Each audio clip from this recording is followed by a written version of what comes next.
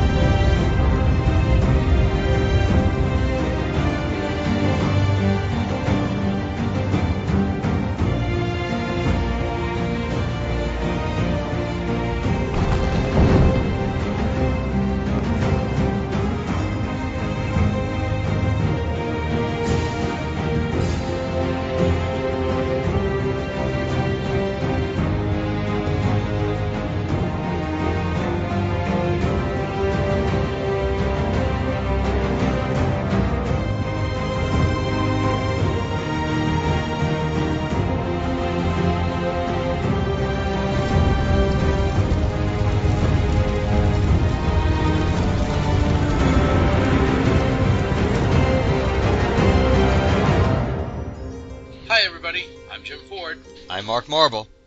and this is the LanternCast. Episode 253. Game of Thrones recap. Yes, it's time for the semi-annual Game of Thrones recap. Yeah, we didn't quite get one in last year. There's a person to blame for that who's not in this recording right now. There's a reason why he's not in this recording. Yes, but that's not. But he wasn't. But he wasn't exiled, so he wasn't sent to the Night's Watch because of that. Because of last year. But since this year, I definitely wanted to do it in a more timely fashion, and Chad was interested, but he didn't think he could do it in a timely fashion based on personal things, not work-related personal things, but just based on family things. So Jim and I always keep in touch and talk about Game of Thrones anyway, so it seemed like a no-brainer to bring Jim back into the fray to talk Game of Thrones. Every time I think I'm out, you pull me back in. LanternCast Part 3. Oh man. See how many people get that reference. Probably more than we would think. Yeah. So let's start off with the basics here. So now, I guess we should probably point out that it's Season 6. Season 6, yes. Season 6 just finished up on Sunday, because we're recording this on Wednesday, June 29th. Which is also the day New York Comic Con tickets went on sale. So depending on how long this episode goes, we may talk about that for it would only be probably 5 minutes anyway. So the odds are we'll fit it in. But so we're recording this really, really soon after the season ended. So what are your thoughts on the season as a whole? First of all, Okay, so I would have to say that this was probably my favorite season. I mean, this is guaranteed my favorite season. This was the one that pulled me in more than I would say any of the previous ones. Because, Game of Thrones was traditionally more a show that my wife watched and I kind of paid attention to while it was, either on in the background or, I'd be half watching, whatever. Right. Yeah, so, especially for the first season, I was, not very committed to that particular season. And then as things, went on, I'd pick up more and more things, until, either, I think it was, before last season, I was watching them a little more regularly. Last season, I was hooked in, quite a bit more. But this season, it's that Sunday night, we were watching it, as it was airing. You can't delay it. It's we have to watch it. We have to know what happens. So I would definitely say it was like the most compelling for me. I would agree. I think this is my favorite season of the six. I think, and some of it obviously makes sense if you really look at it from a structural and a writing point of view, because as we get later and later into the game, uh, they have less room for filler because they have to start wrapping things up and putting everybody basically put all the chess pieces on the board where they need to be for the end game. Yeah, there's that, and then there's also the fact that like after 6 seasons, like they've killed off so many characters that like some of those plot threads that you were kind of following have fallen by the wayside. There's most of the Starks are dead, so like no more time wasted on them. That stuff like that. That's going to allow for more time for the main storylines to progress. That is true. Even though, to be fair, actually, there's a decent amount of Stark still alive compared to other houses.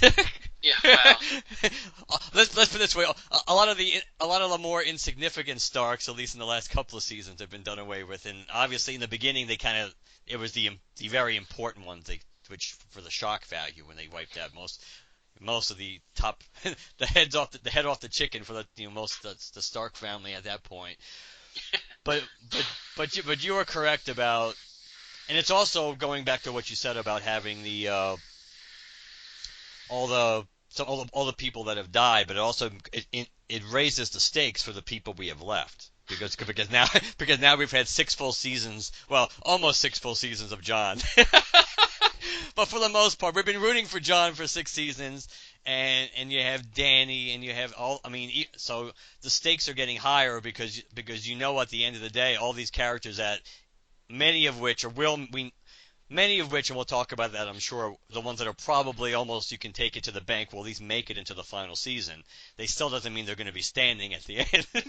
So it's a lot more. There's a lot more risk too because we have more invested in a lot of these characters, and you know that it's probably not going to end well for many of them.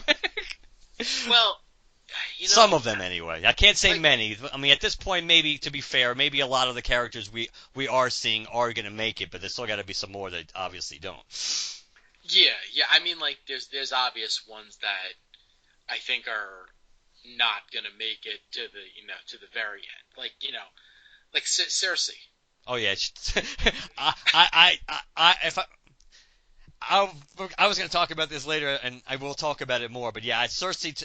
I'll go into specifics or what I think later. Yeah, I don't think Cersei makes it out of season 7.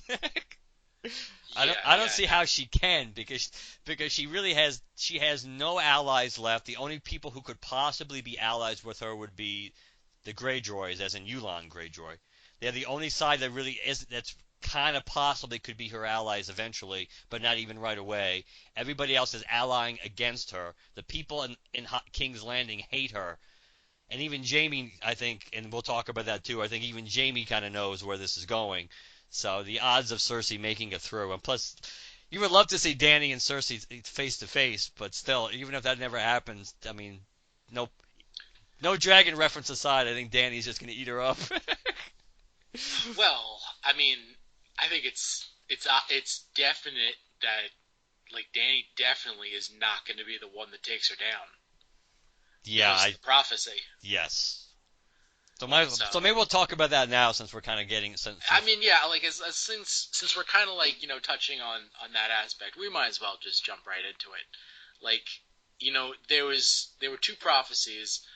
One that she was basically going to outlive all of her kids, which check mostly, mark.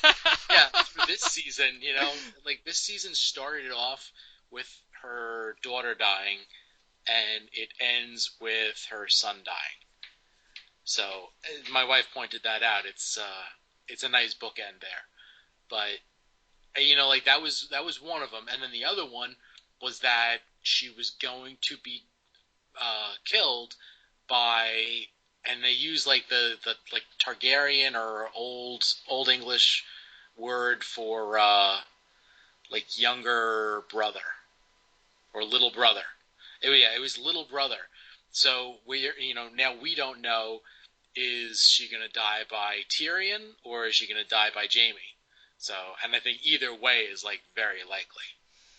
I think it's Jaime, and part of the reason, and I remember the prophecy, but I kind of had forgotten it temporarily. But the reason why I think it's Jaime is I go back to episode 9. The part how, and I kind of liked how the episode, the Battle of the Bastards, and how they kind of threw us a curve, and a good curveball, because we kind of figured, oh, this is going to be like that Night's Watch episode or the Blackwater episode where everything just focuses on one place and one storyline. But they throw us the curveball because actually the beginning really focuses on Marine. That when Tyrion takes when Dany shows up and is justifiably ready to just lay waste to everybody, that Tyrion stops her, and we know the story already because we've heard it, and she probably knows it too. But I think there's an added reason. I think we're being refreshed, and this is being put back in our consciousness. That Tyrion goes back and tells her the story of basically what her father, the Mad King, was about to do, and Jaime pretty much had no choice as far as he was concerned, but had to kill him. So I think that was twofold. I think it was meant to short term. We were supposed to take it as Tyrion was trying to give her this is supposed to be a warning to Tyrion, a cautionary tale about that you don't need, that's not the approach you should use all the time. But I think reading between the lines, the other reason we're told or retold that story is because I think Jaime's going to be in the same position with Cersei. That she's going to know she can't win. She's going to know, but she's going to be willing to, lay waste to King's Landing and maybe kill thousands and thousands of people just so who's ever going to be left to come after her is going to have rubble to inherit. And I think that is what Jaime's going to be stuck with, that decision. I think he's going to be one that kills her for pretty much the same reason he killed Daenerys' father. That's what I think. And that was the reason why I thought it more. And the prophecy, obviously, I knew there was something about the prophecy related to how she was going to die, but when I saw that in episode 9, and I thought about it more and more, it's like, I think, and they've done a really good job with this. I mean, Benioff and Weiss, the showrunners, have done a really good job all throughout, sprinkling little things in that can be taken multiple ways, just like the Broken Man episode this season, which really theoretically could be applied to almost every character we saw in that episode. They were broken. They were a shell of their former self. The men that they focused on in that episode, not just the Hound, but everybody they focused on, really, Theon, all these different people were just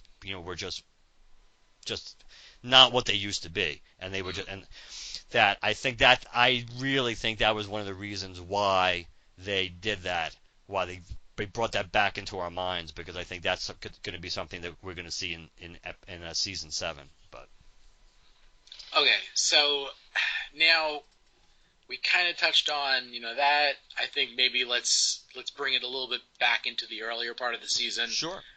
Let's focus on like Arya. Okay.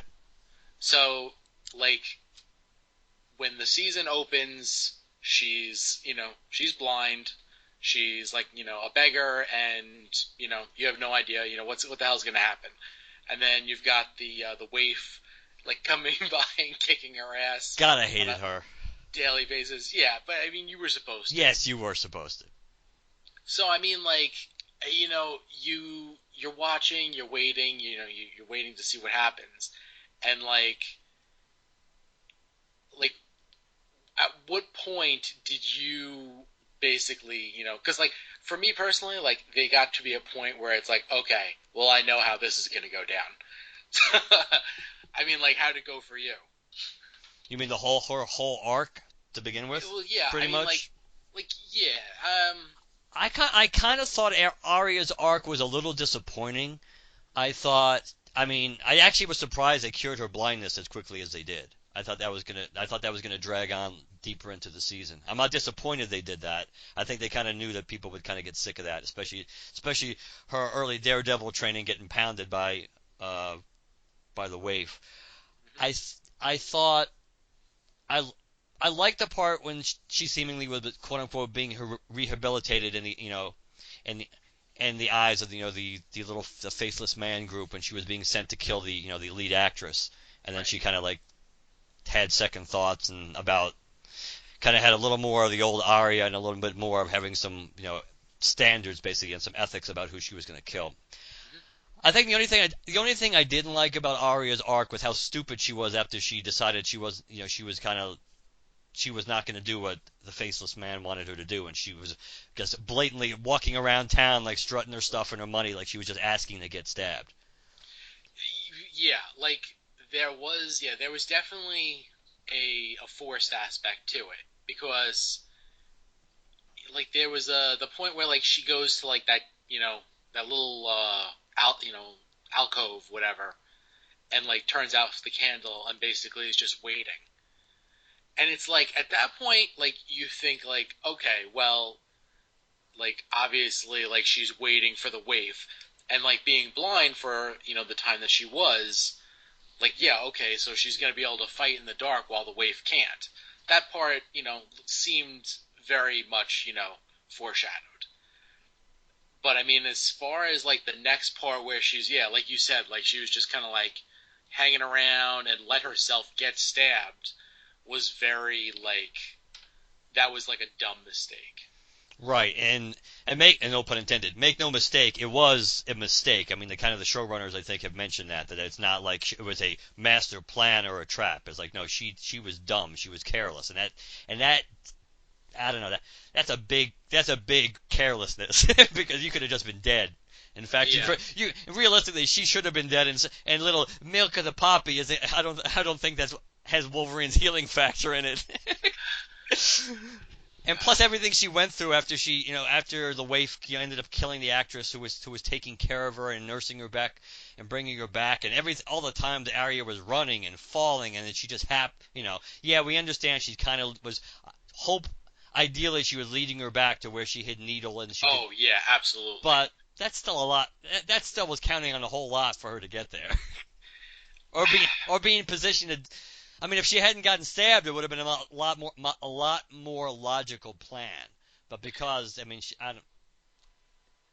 I think, I mean, like, the getting stabbed was dumb, but like leading the waif there, like she was definitely leading her there with the blood, and she knew at that point that like, because of the way that she had acted and everything like that, like she was probably a little bit better off than she was acting so that the waif would feel overconfident and think, okay, well, basically, all I have to do now is waltz over there and kill her.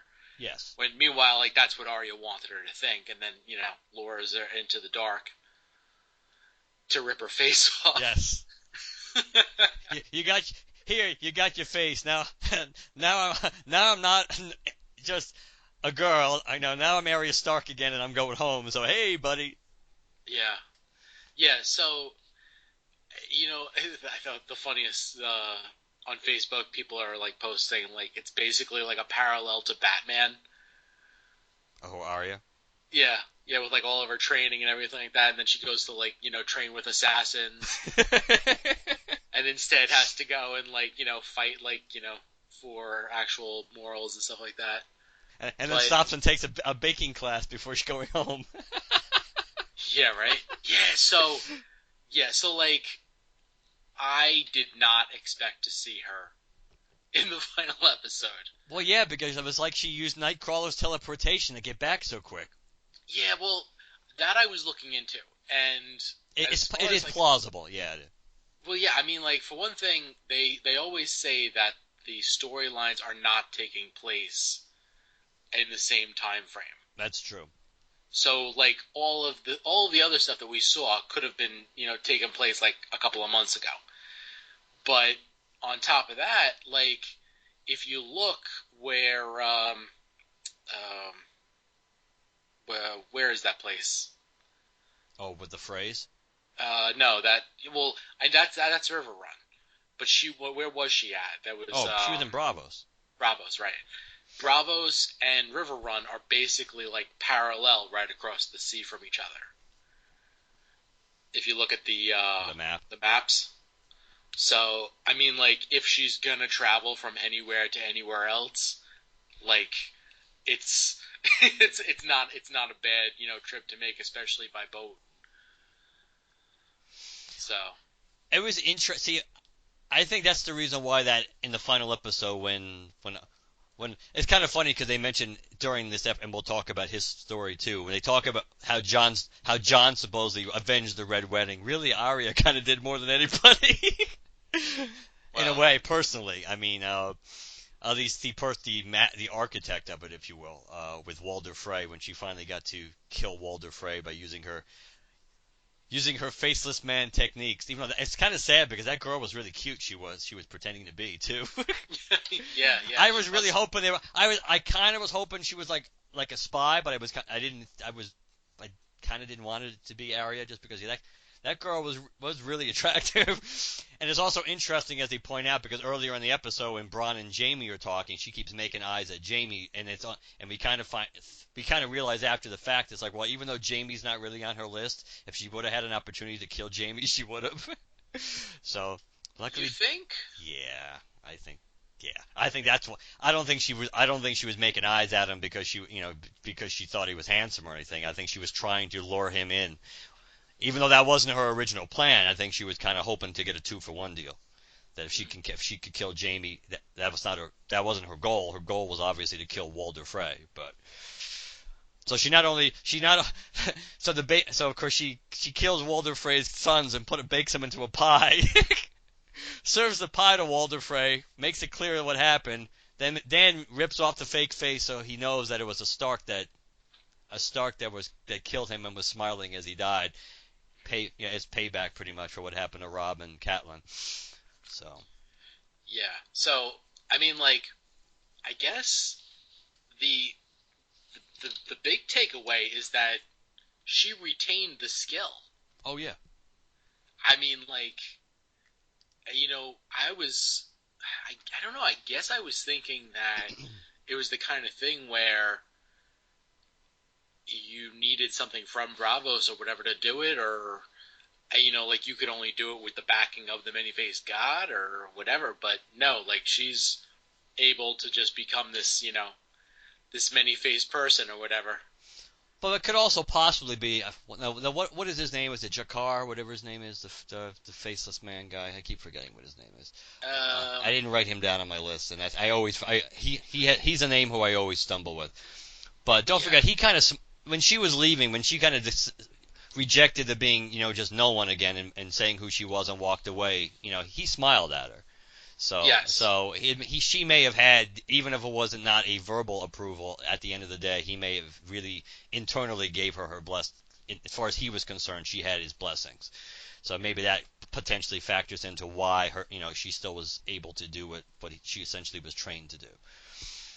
But the question, so that pretty much was Arya's arc for the year and the season. The question is like where she's going to go next. Is she going to go back to Winterfell anytime soon, or is she going to continue trying to work on her list?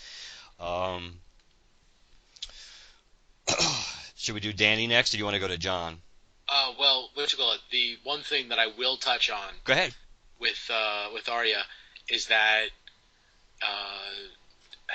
I don't know how to pronounce his name, but it was like Jaqen Hagar. That's something like that. Yeah.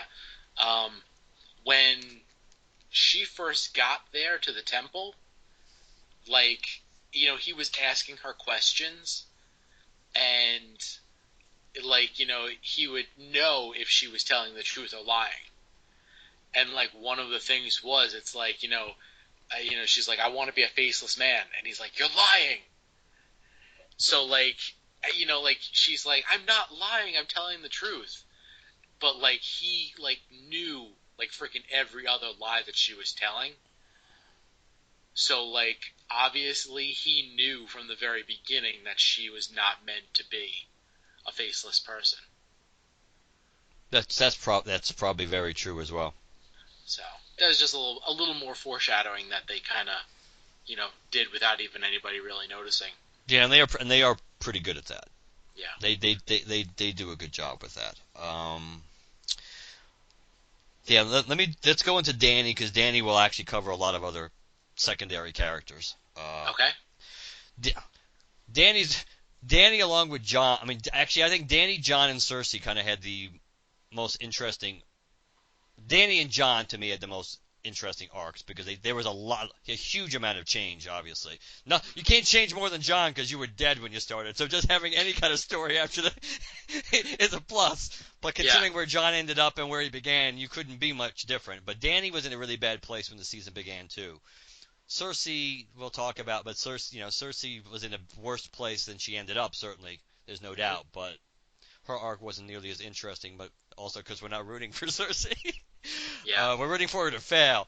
But Danny started off in a bad spot because at the end of last season, when she was on Drogon, he kind of he kept flying, and unfortunately, he kept flying back to the Dothraki. So she was basically captured by the Dothraki, and you kind of thought this was going to go really bad because. So first of all, you thought you pretty much thought that she could have some violation going on with her in the beginning until they realized that she's the widow of Khal Drogo. Mm-hmm. So that kind of ended. So that ended any potential raping of her or anything like that. but instead they want to put her in like a wife mausoleum of living women. Yes, where all the the living wives, all the widows of Khals basically go to hang out, and pretty much that's where they're supposed to live the rest of the rest of their lives, which of course Danny has no intention of doing that, and of course Jorah and Dario are in hot pursuit trying to and eventually do catch up to her and try to are ready to try to rescue her, but of course she has, as usual, Danny kind of has a plan of her own. And and pretty much the way Danny ends up escaping is she has her little meeting there with all the calls pretty much, right? And she just pretty much sets them all on fire. Yeah, well, they were deciding whether or not she should be allowed to stay in the temple or like something far worse, like I'm laughing because there's that joke, "Death by Booga Booga." Have you ever heard of this joke before? I don't think so. Oh God, it's basically like, yeah, well, whatever. Okay, that'll be the after credit joke. Yeah. After credits to like the next recap episode. So, yeah. Anyway, so they're basically making lots of threats about her, and she, like you said, she definitely had a plan. Yeah, she knocks over all the oil that's pretty much for their keeping their flames burning and everything in their torches, and pretty much she pretty much burns all the calls alive. She walks out untouched, of course, because it's Danny, naked, which we haven't seen in a long time. Surprised everybody. Oh, it must be a body double, like Cersei's horrible one last year. It's like, no, that's her. It was actually Emilia Clarke. And she walks out, and now all the widows and all the remaining Dothraki just realize, just are like seeing her walk out, and it's like, oh my God, another one of those. And not the only one we got this season too, of one of those amazing Danny moments, which she has had tons of in the show, where it's just because Danny has it. You can't deny that she has. She's beautiful, she's smart, and she has charisma, and she has that X factor, which is anything related to the fire and the dragons. If you need to convince somebody that why she should be where she wants to be at the end, it's like she pulls that out of the fire, and she impresses people all the time. So the Dothraki, which are not easy to impress, they pretty much are all willing to follow her now. So she ends up having a cavalry now to match her army, which of the Unsullied. She has a nice moment with Jorah. She has a couple of nice moments with Jorah before. So she seems to actually have finally forgiven Jorah now, and she basically tells Jorah he needs to go see if he can find a cure for grayscale, so he can come back and be by her side, pretty much. Right. That's what she commands him. That's her order to him, and she knows that he will do anything in his power to follow any of her orders. So that's pretty much. He didn't have much of a role in the season, but it was kind of cool, and I felt happy for Jorah. I'm sure we'll see him again at some point, but I like the fact that at least he got a little bit of closure with her. So that's the end of Jorah's story. On their way back to Marine, which is that we have another cool Danny moment because Danny basically hears Drogon in the background, and I think Dario kind of knew what it was. Obviously, the Dothraki had no idea what it was, and she kind of rides off on her horse and then comes back on top of Drogon when he lands in front of them. And if there was any kind of like part of the Dothraki, and you kind of saw it in their faces, where maybe it's like, what's going on here? What are we doing? Maybe this is not the best way. Once they see Danny sitting on top of a dragon, they're pretty much in for the long haul. And Dario and the Dothraki pretty much now have to go on horseback or marching towards Meereen. Danny, as we find out, ended up flying back to Meereen on Drogon. And during this time, while Meereen has been without Danny, Tyrion and Varys, mostly Tyrion, tried to basically negotiate with the slavers to try to cut off their support for. Now we just went blank. The Harpy, but the Knights of the Harpy, Sons of the Harpy, Sons of the Harpy, and seemingly it works for a while because the Sons of the Harpy seemingly aren't doing much anymore, and there was kind of an agreement where slavery was going to be slowly phased out in the other cities, not an immediate phase out, just to buy them some time, which of course didn't go over too well with Grey Worm and Missandei, who was horribly underused this season. I love Missandei, and not because of how beautiful Natalie Emmanuel is. She had really very little to do this season. Yeah. Most everybody in Meereen had very little to do. Tyrion didn't have much to do either. This was not a great. The last last two episodes, they had good Tyrion moments, especially with Danny. But honestly, he didn't get to do much this season. Peter Dinklage. Yeah. So they make this deal. It seems like things are working, and then all of a sudden is Tyrion's trying to joke around with Grey Worm and is joking around with Missandei. They find they're all of a sudden they start getting attacked from Slavers Bay, and all the slavers had basically sent their ships to attack and try to retake the city. And right on cue, Danny comes back on Drogon, and that's when, like the moment I mentioned before, when she pretty much just wants to lay waste to everybody, but Tyrion gives her that story about what her father was going to do, and kind of hinting or being direct, really, saying, I have a plan.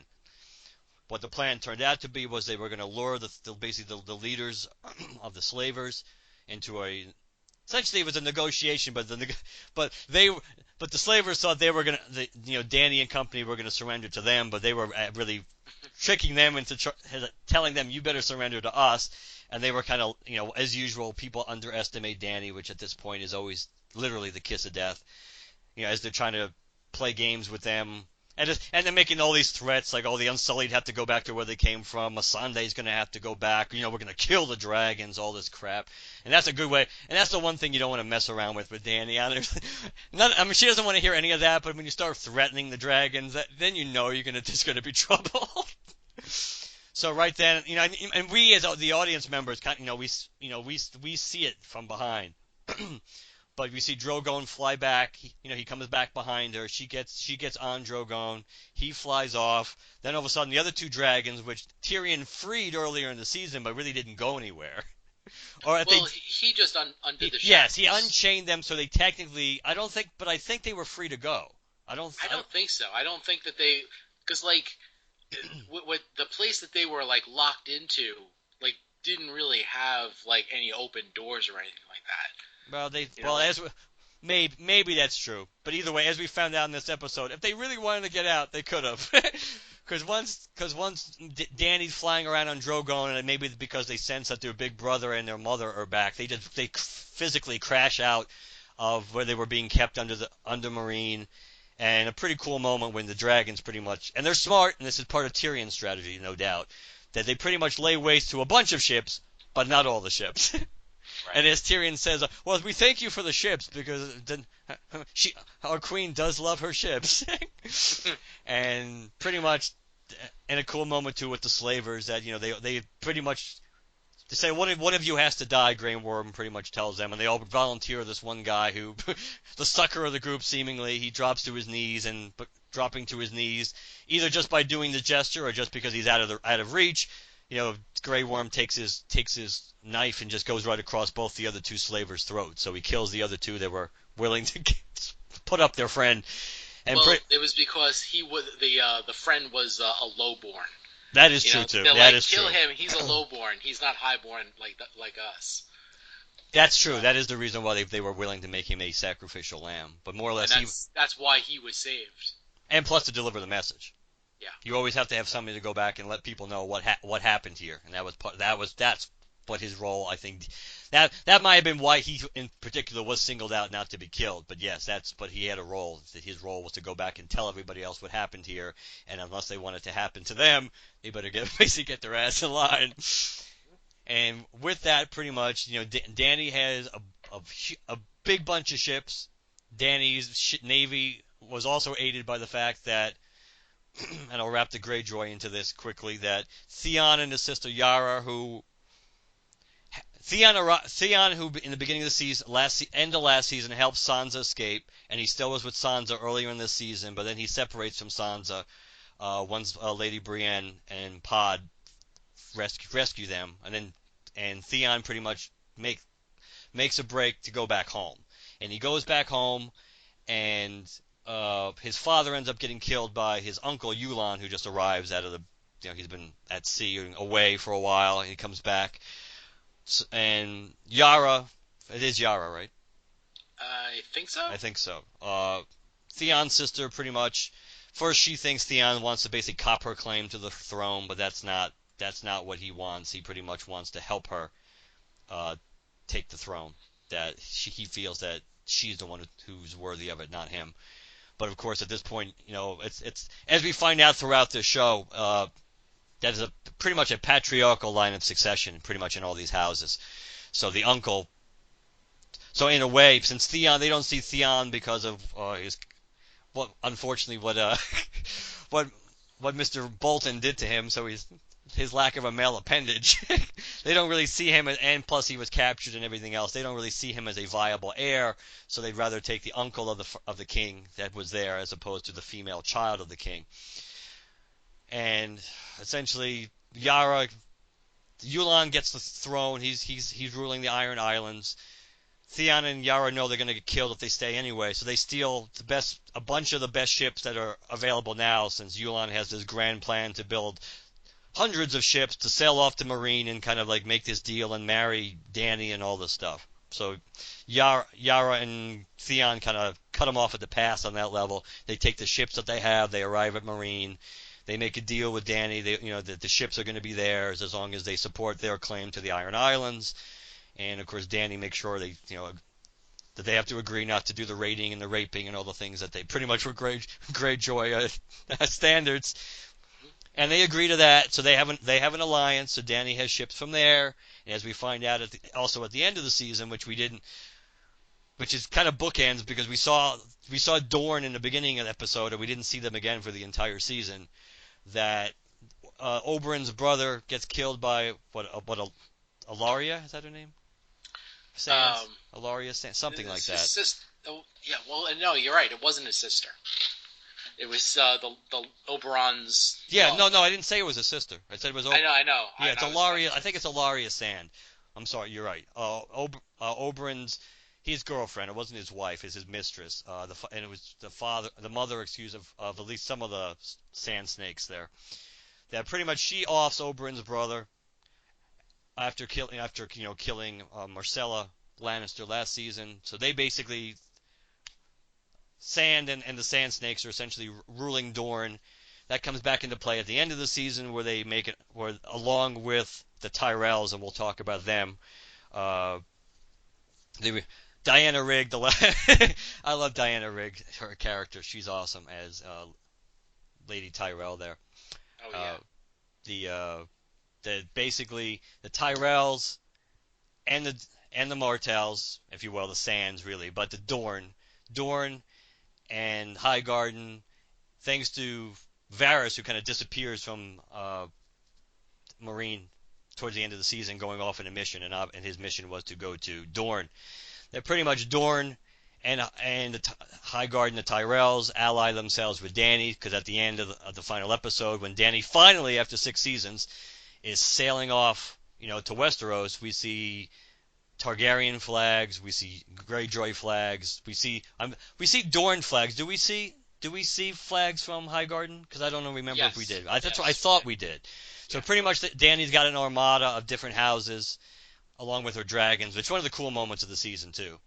Oh yeah. When just to look on everybody's face. Theon seems a little concerned, but that's maybe because looking at what's going to happen to him down the road, because his fate's probably not going to be good based on what he did to get in that position. He may be looking for redemption, but he may get it, but he's probably not going to live afterwards.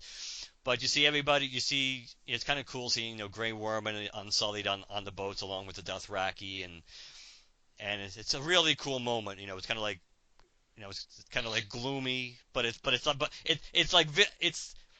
getting dark. It's kind of gloomy outside, but it's not. But you feel really kind of uplifted because this is kind of what Dany's been building towards, and you see Dany grow so much from where she was to where she is now.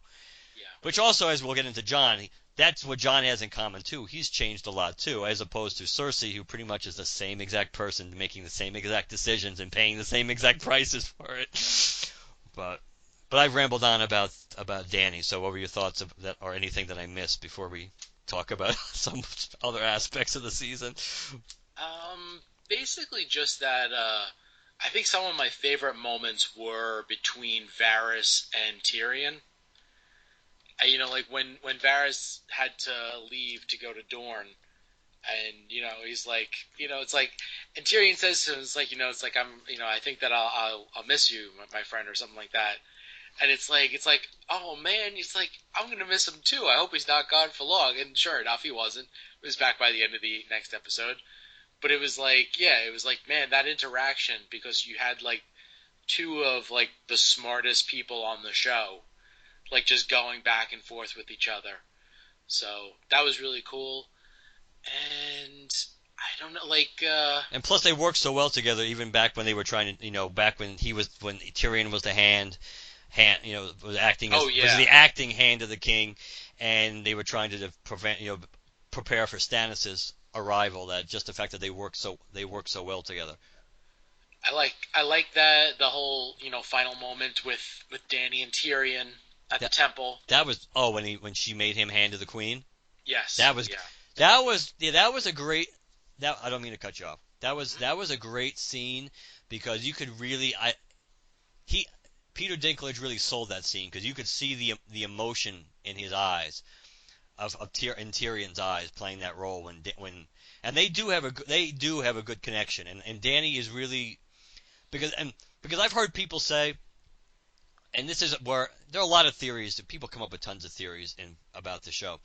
And I've heard this all throughout the season. People were saying this, and I think it's another example of people seeing what they want to see and connecting only the dots they want to see. But I heard people say that, Dany's like she's becoming her father. She's becoming mad, and she's leaning in that direction, which I never saw. I mean, just because she's a tough broad doesn't mean that you don't want to mess with her. Doesn't mean that she's incapable of being rational, and she proved throughout since Tyrion showed up that she's willing to listen. And the best example of that was like we talked about when she showed up back in Marine right during the attack of the slavers. It would have been real easy for her to just lay waste to them, especially because she could have been really, really pissed at Tyrion. It's like, I haven't even been gone that long. I come back, my city's under siege. So when he's trying to stop her and essentially give her advice, it's like, I'm going to do things my way, and then after the fact, then we'll talk. She could have said that very easily and been really totally justified in doing it. But she didn't. She listened to his story, and then whatever the plan that went into action that we eventually saw, she listened to it. So she's learned a lot, and you see a lot of that in her relationship with Tyrion. And I think maybe because they're both kind of on their own in a way and also because it took a lot of guts for him to be able to basically turn against his family, no matter how crappy they have been to him. So, I think the stuff, as usual. I mean, maybe next season will change this because up until this point, we really have gotten a lot less of Dany because Dany's story is a long-range story. There's not much to tell in a season by season because Dany has to get to a certain place, but all these other events have to happen before Dany can come home. So that's why her story has been played out the way it has, and so often, we don't throughout the 6 seasons that we don't see Dany till the last 10 minutes of the episode or something, and that she has a really cool moment, and she had tons of good moments this season.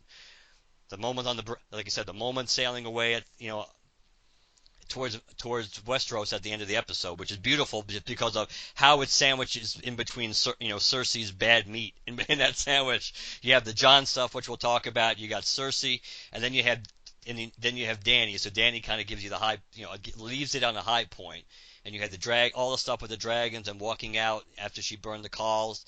She had a lot of moments this season, but she's always had a lot of big moments. And hopefully next season we'll actually see more of her because of the fact she'll actually all these pieces are coming into play and being put on the same board, which is finally Westeros, and not being scattered throughout. So. Yeah. Well, that was one of the things that I was thinking about as far as and we'll touch more upon this later, but going forward, they're not really going to have any reason to show us Essos anymore. No, probably not. So that's a little disappointing. Yeah, because it was interesting. The marine stuff was really interesting, and it played it kind of played a major role in shaping her for who she is now and where she wants to be. Mm-hmm. I think, but I also think, and we'll talk about this in some of when we get to the predictions of what we think is going to happen, that I do think what Dario said to her when they were riding back with the Dothraki before she got on Drogon, I think it's going to be very telling in the fact that when he pointed out, that at her essence she's a conqueror. That maybe more than even being a ruler, I think that personally she's a conqueror, and I think I think that plays into what her fate is going to be. I think in the final 13 to 15 episodes we're going to get of the show, that I think that will factor into who's sitting where at the end, and it's not because it has nothing to do with her being incapable of being a ruler or even being able to settle into a more pedestrian lifestyle considering everything she's gone through. That certainly it could seem very boring to her to begin with because of everything, all the struggles it took her to get to that point, kind of like the Eye of the Tiger kind of thing. It's that fighting your way to winning something and getting to the top is really that is really more satisfying, along with the few moments of glory that you get once you finally achieve your goal. But after you achieve it, then it's not necessarily the same. The rise is often more, the climb is often more exciting or worth the effort than actually when you get to the top. Mm-hmm. So I think that's going to factor into Dany's fate too. But yeah, I will miss Marine. But the good thing is other than Dario, who we didn't mention, she did leave Dario behind to pretty much to take care of the city and to protect now, which is no longer Slaver's Bay, which is the Bay of Dragons.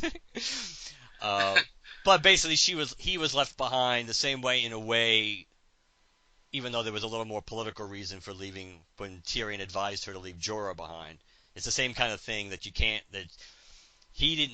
Tyrion really was the one behind this, but Dany agreed to it and didn't really feel too broken up really about it. That not to bring basically you can't really bring a lover with you when you're heading back to Westeros, especially if you end up having the need to marry. But she said you may need to marry someone from another house in order to keep to make alliances and keep going forward. That she really can't have somebody lurking behind the scenes who's kind of jealous and potentially causing a problem. So that's the real reason, and the fact that much like Jorah, she knew that she can trust Dario to follow her orders.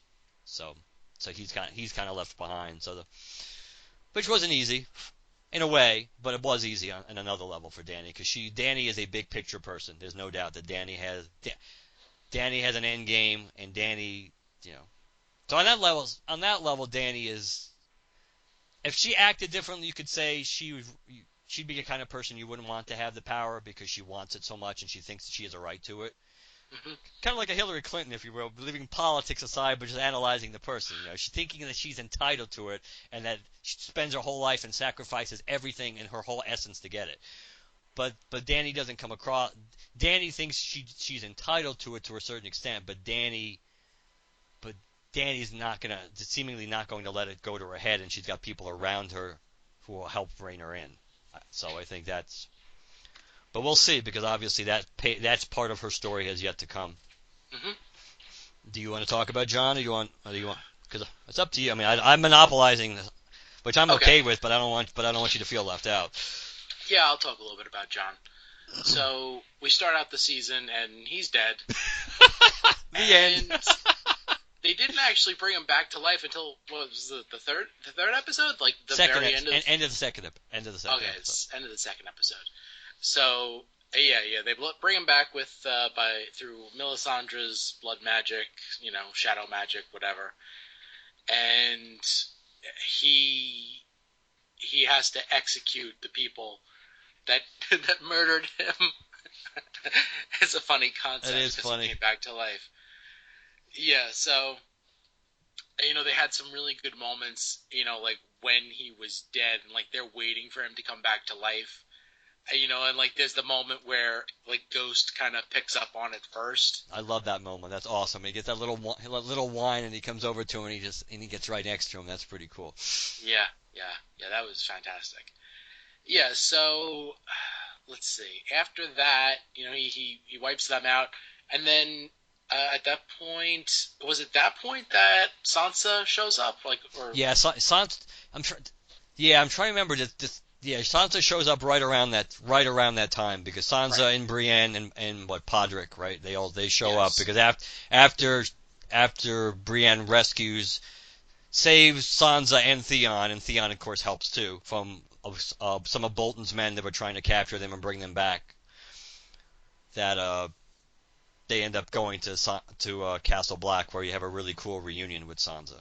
Right. So now you've got Jon Snow, and like he knows that they've got like barely anybody, and they have to unite the North, and the only one that's gonna do that is the House Stark. Like that's who everybody remembers. So they got to go around and they have to unite the North and basically take back Winterfell from the Boltons. Because if the Boltons, like for one thing, they're not going to beat them on their own, and like if they don't unite the entire North, then they're still not going to beat like the White Walkers and that whole army of the dead. So they go out and we get that amazing moment with Lady Marmot. The best new character of the season, Lady Mormont, is awesome. How old is she? She's like 11 years old or so. I think the character's supposed to be 10, I think. But 10 or 11 either way. But yeah, she's the little girl who basically is running Bear Island now. Yeah. And she's the one who sent the rejection letter to Stannis like last season when Stannis was asking for their support, and she sent them the little saying that like Bear Island knows no king knows no king but the king of the North whose name is Stark. Yeah. So so she pledges her like 56 men or whatever, something like that, something ridiculous. And they just they're going around, they unite as many people as they can, and Sansa knows that it's not going to be enough. So like she ends up calling in help from Littlefinger, but she doesn't tell Jon. So Jon goes into battle against Ramsay Bolton. That name just flew out of my head. And that was the Battle of the Bastards, because they're both bastards. And oh wait, was it this season that Ramsay also Yes. killed- Yeah. Go ahead, mention that. So Ramsay's father comes in with the good news that his newest wife has just given birth, and it's to a son. So he makes like this remark to Ramsay. It's Ramsay Bolton? Yes. And what was Roose. What was Roose. Right. So he makes a comment. It's like, don't worry, you'll still be my my firstborn son or whatever like that. So something to kind of like please don't kill me. And Ramsay of course kills him anyway. And then has his wife and new baby killed. So there are nobody else shooting for the throne. And how are they killed, Jim? Oh, dogs. Yes. Definitely dogs. Yes. Which is apropos based on Ramsay's story. Except for Roose. Roose was poisoned. Not really. No. But that's what they tell everybody.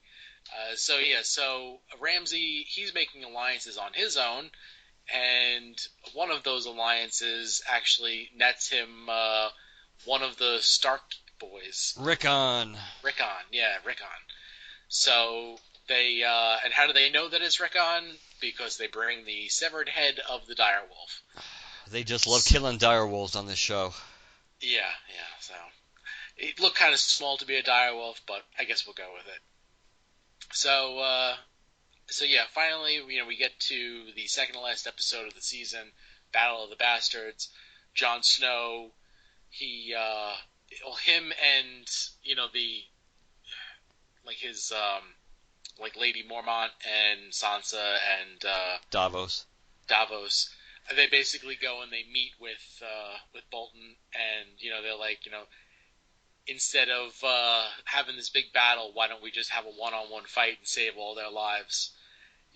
And of course Ramsay's like, well, hell no. Like, I'm not going to beat you that way. I'll beat you this way. So they have the big battle, and at first, they're doing okay, but it's still kind of it was like a 2-to-1 fight. So Jon Snow eventually, his band of men is getting kind of wiped out. They're surrounded. They're getting cut down.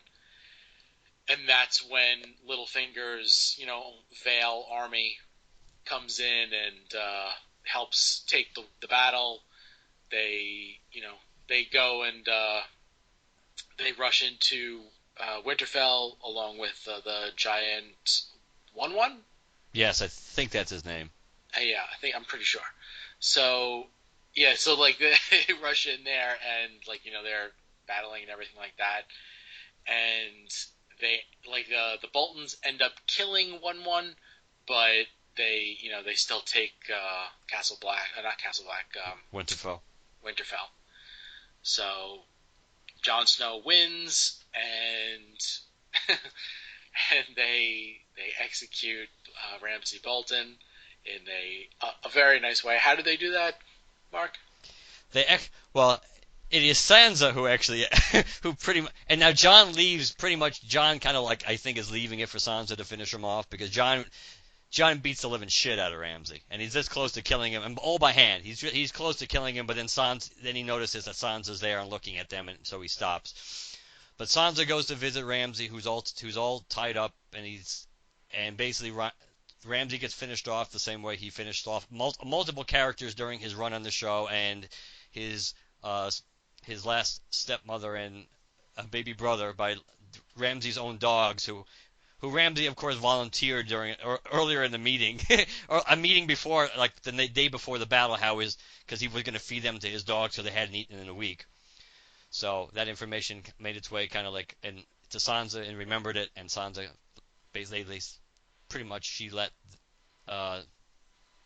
Ramsay's dogs come in. And mind you, he's bloody and he's beaten and everything. So they start sensing the blood and they lick it, and then they start ripping into him, and they pretty much eat him alive. An appropriate death for Ramsay Bolton, who turned out to be one of the worst villains on the show. Yeah. Probably more hated than Cersei, at least up until now. Maybe, arguably. He was bad.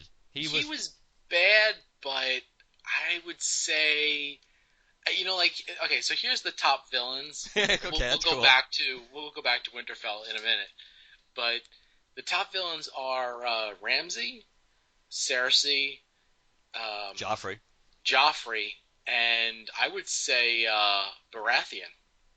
Oh, Robert? No, not Robert. Oh, Stannis. Stannis. I mean, for what he did in last season. Yeah, see, it is we won't discuss that because that was last season. Well, actually, we'll tie into the final, the final parts of Winterfell, actually. But that's true. Yeah, Stannis, I think, did come across better from what I hear in the books, and Stannis, at least Stannis just had this really black and white way of looking at things, and based on the theory, based on the logic, let's moving Daenerys' claim to the throne aside. Let's move the Targaryen aspect, push it aside. technically Stannis was correct that since none of Robert's kids were actually Baratheons, he really was the heir to the Baratheon throne. So he actually was completely right in his claim, but because he was so right, because he viewed that as doing the right thing, and that taking the throne was the proper thing to do, for that reason, that he didn't care how he did it. And and he saw things way too. It was like, oh, this is mine, I'm going to take it. And you can see the difference between him and Danny, because you go back, Stannis should have tried to ally himself more with, and he kind of did, but in a half-assed way with Renly before he took care of him. He absolutely should have allied himself with Robb instead of making this crap. Oh, I got to be the king of all 7 kingdoms, and he's basically trying to cut into my action, even though Robb never made any claims like he wanted anything other than basically getting revenge on the Lannisters for what they did to his father. Right. So that was a natural alliance just because of the fact that Baratheons and Starks had been allied before. It was natural. So for him to see, when he had the Red Woman throw those leeches into the fire and Robb Stark be one of the kings that he wanted killed, that was moronic. And that was just that. But that's because of his tunnel vision. But I don't know. I think you can make a case that Tywin Lannister was a worse villain than Stannis. And Walder Frey too. Walder Frey did a lot of bad, but he's a small. Even though it had a big impact on the story, Walder Frey was a smaller fish. But I think Tywin, you would have, with all the shit that Tywin has done, including organize the Red Wedding. I think Tywin probably, because I felt bad for Stannis only because, certainly up until he burned Shireen. I mean, that's the thing. Like, Yeah, that's the point of no return. There's no doubt about that. Unforgivable. You can't. You don't come back from that. Yeah, I agree with you. That's like a beyond parallax kind of moment. See, we did work Green Lantern into this ever so slightly. There you go. That's the point of no return. But up to that point, Stannis was trying. He was trying to do the right thing. And because of what he thought the right thing was, and he didn't really care how he went about it, and that's part of the problem. The end always justified the means to Stannis. He seemed like he was being a little. He may have. That's why I think it was done on purpose, to make you think he was kind of being a little more flexible. Like after he got the backing of Braavos and they got the mercenaries and they landed in the north and all that stuff. It seemed like he did. And to be fair, he did try to get some of the houses of the north to join with him. He, not by force, but trying to talk them into it. He tried to legitimize Jon as a Stark and make him, Lord of Winterfell if you join me and all these. So he seemed to be getting better at it, but then he got so desperate because of what happened, at the end, right before the battle with the Boltons, how they got decimated and all their siege weapons were destroyed, and he got so desperate that, and plus it didn't help that, but Melisandre there was kind of making him believe things because she did believe it, but she was just basically reading the prophecy wrong. Right. So, yeah. Which probably is a nice segue into. Do you want to You want me to do it, or do you want to segue into her and Davos and?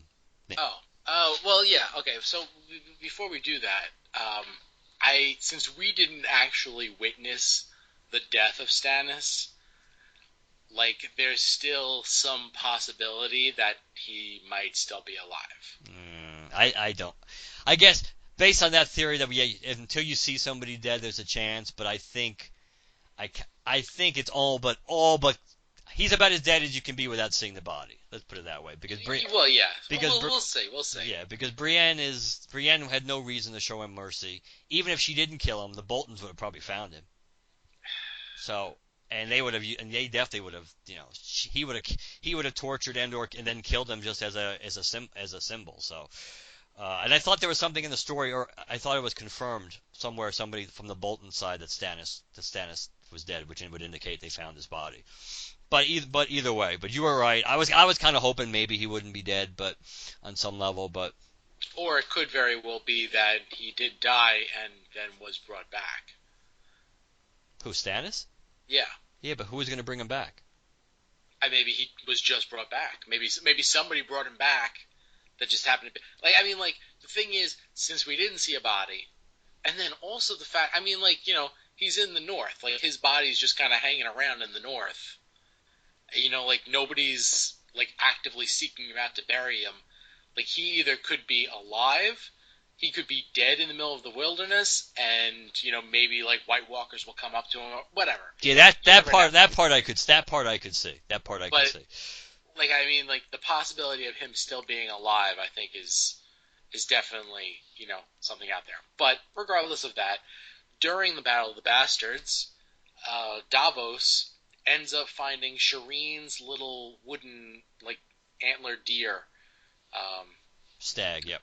stag that he had whittled away for her, and oh yeah, that was the sigil of their house, wasn't it? Yes, that's the Baratheon symbol is the stag. Obviously, Stannis's was a little different because it had the fire behind it, like they got the because of his Right. power, pretty much, or what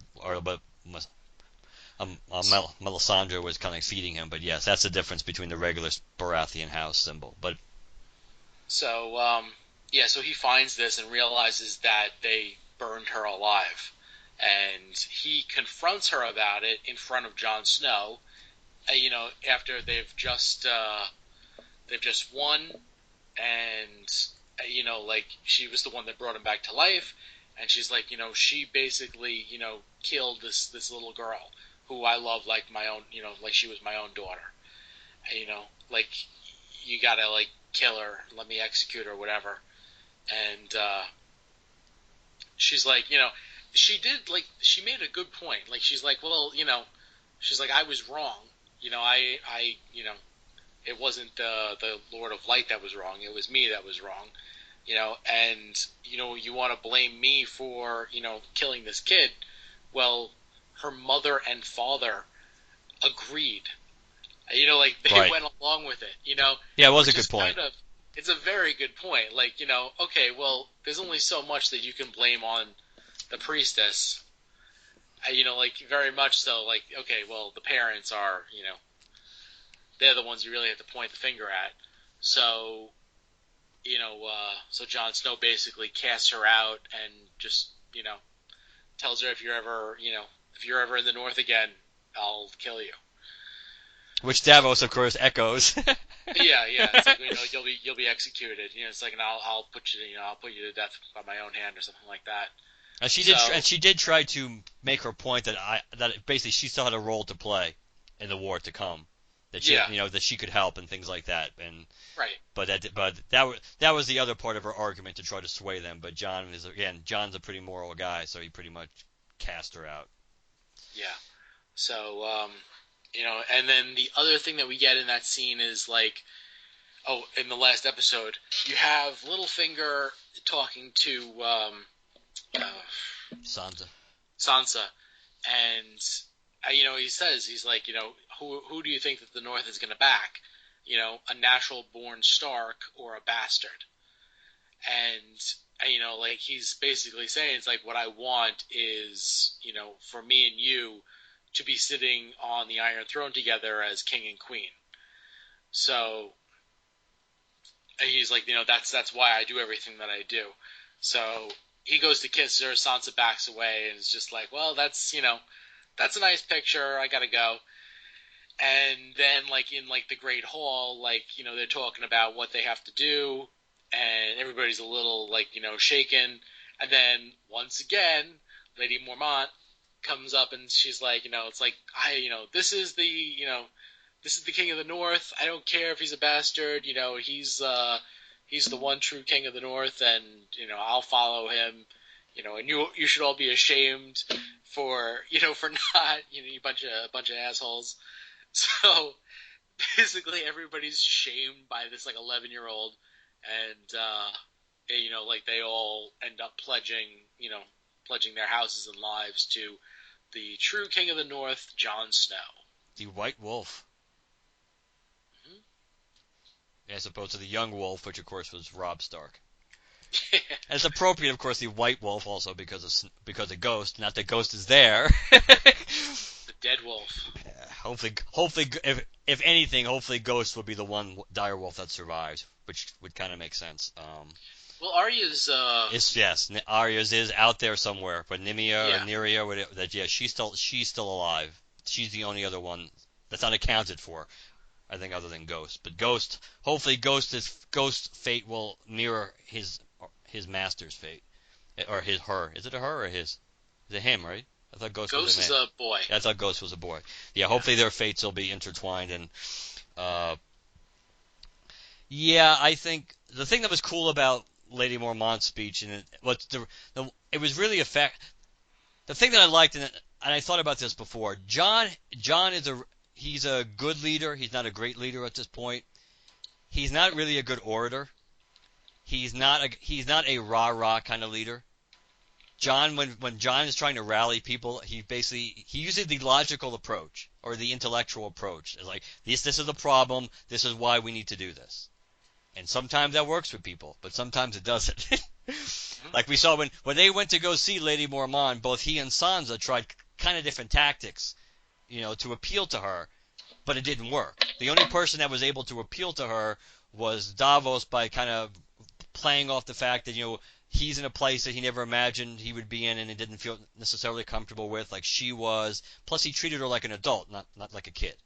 Right. And that worked with her, and that helped get Lady Mormont on their side. Then it kind of which kind of pays even extra dividends now, because when they were having that meeting in Winterfell, it's Lady Mormont who steps up after Jon kind of tries to speak again and he tries to explain what's coming and what they need, why they need to do this.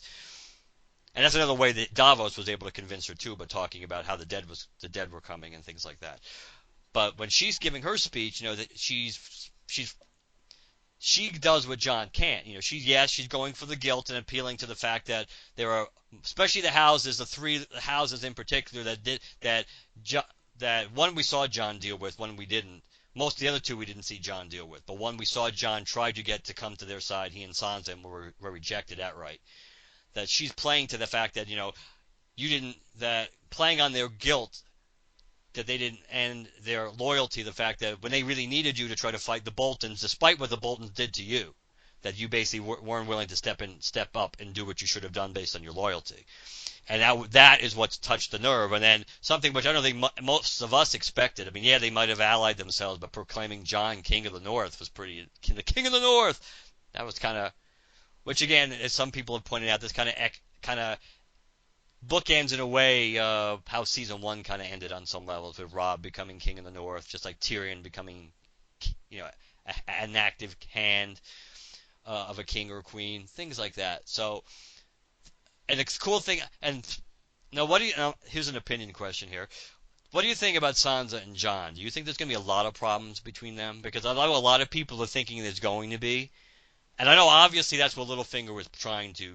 He was trying to get that needle in to try to work. But me, I don't see it really. I don't see it's likely, because Sansa seemed genuinely happy when Lady Mormont was speaking, when people were rallying around Jon. She was really happy. She was smiling. She was looking at Jon. The only thing that took the smile off her face was when she locked eyes with Littlefinger. Right. Which was more to me because she thought Littlefinger was going to be a problem. And yeah, and I think, I mean, like, I don't think that there's going to be an issue between Sansa and Jon Snow. But I mean, with Littlefinger, like that's a real wild card now, because like he really, like, he's always planning and plotting to make his next move. So like, that he was trying to marry her, like make her the the Queen of Winterfell, marry her, so he becomes the Lord of the North. And like that would have been a much bigger stepping stone. Then he could, like, he'd have the army to take over everything, blah blah blah. And now, since he doesn't have that, like, what kind of allies he's going to get with or whatever. I mean, like, I guess what we're probably looking at is some sort of alliance between the Lannisters, the Iron Islands, and maybe the Vale. I don't know. That's about all that's left for them. All three of them. That's about, if they're looking for outside allies, that's about all they can really hope for. But see, Littlefinger, in a way, I mean, this doesn't mean he can't scheme, but short term, as he kind of pointed out to Sansa when he was trying to convince her, when he was talking about, news of this battle is going to, spread quickly, and the fact that I've announced, for House Stark, and everyone's going to know it, and that these things are all true. So that's going to make it so he really can't walk that back anytime soon. He could be a grudging ally, but he's got to still be technically an ally. And then you got to look at what's out there for him. Yes, probably for him the Greyjoys might be a possibility. Maybe. The Lannisters, I don't know, because he knows what Cersei is. And he didn't exactly have a great relationship with Cersei, and she's the friggin' queen now. So it may not be in his best interest even to ally himself with her too. But then again, he may be afraid of not allying. So yeah, he's going to be a wild card. The Greyjoys will be somewhat a wild card, but I don't think they're going to be a long-term threat because it's at the end they're pretty much a navy. So the Greyjoys have never been able to do much. Really. Mm-hmm. So besides, we know at the end of the day, the White Walker stuff is what's going to have to be wrapped up probably in the final season. So whatever the Greyjoys are going to be, that's probably going to be a season 7 issue that's going to be dealt with and pushed aside. But I do like how some people said, Dany might not make it to Westeros anytime soon because the Greyjoys might intercept her. And it's like, well, the Iron Islands are completely on the other side of Westeros, in the north. Yes, Yara and Theon made it there pretty quickly. But the fact that Varys was able to make it to Dorne and back and not see any ships kind of is probably a good indicator that they're not that close. But I guess it could happen. I guess it would be a wild card.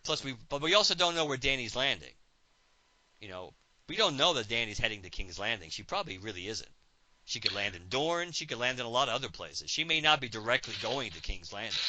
Yeah, it really wouldn't make sense to go straight there, especially when, like now with Highgarden and Dorne as allies, like you have a lot of coast that you can land on and dock your boat safely, as opposed to just kind of like storming King's Landing. Especially having Tyrion and Varys there knowing how they defended something like that last time. There's always a chance it could be defended like that again.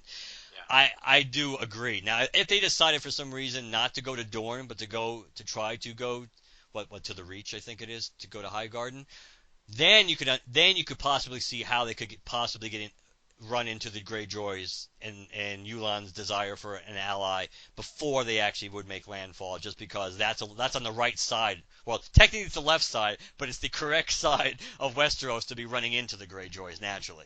That would make more sense. But again, if the Greyjoys tried anything, they still have the dragons. Yeah. That's why I don't think that's going to be the immediate issue, like the first thing they're going to bump into. And plus, he wants to be allies with Dany first. But yeah, they still have the dragons, so no matter what, so that's. But I agree. Littlefinger's his hands are kind of tied, but he also doesn't know what's coming with Daenerys, and of course he's not going to be thrilled when he finds out Varys is allied with Daenerys, because those two always have that little chess match that's going. So Littlefinger will be obviously a key player to watch next season. Related to Jon, we might as well tie this into Bran before we go to the stuff at King's Landing and deal with everybody else who we really haven't dealt with. Oh God, we got to pick up the speed. No, I know, but actually we're at a pretty good clip because we've only been recording like an hour and 20, and we've got pretty much almost all the major characters and stuff done. So Bran's arc was kind of weird as he kind of went from just wogging to fully becoming the three-eyed raven, and during his transition he started getting interesting visions of the past, we found out, which was kind of cool. I don't dislike Hodor, but he never meant that much to me. People just get wrapped up in Hodor, maybe because he just says Hodor all the time. But he never did much. Now we know why. Now we know why, though, yes, because we find out that basically, almost like a Terminator kind of time loop in a way, that Bran's ability to go into the past, he can actually interact with the past. Well, he can warg into people. Yes.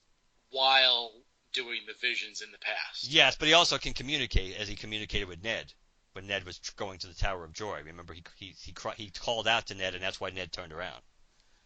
Yeah, it was like an echo kind of thing. Yes. Enough to make so that there's hints, and this could also play into bigger picture issues that maybe Bran has affected the past in more ways than we know.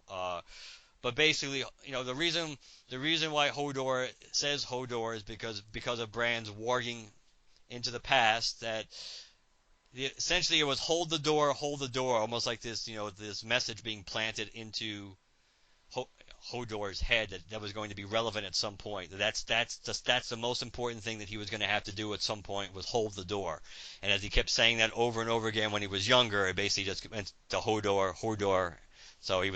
So that became his name, and that became his battle cry, and that became what eventually he did to help save Bran and the what's their family? The girl. Damn.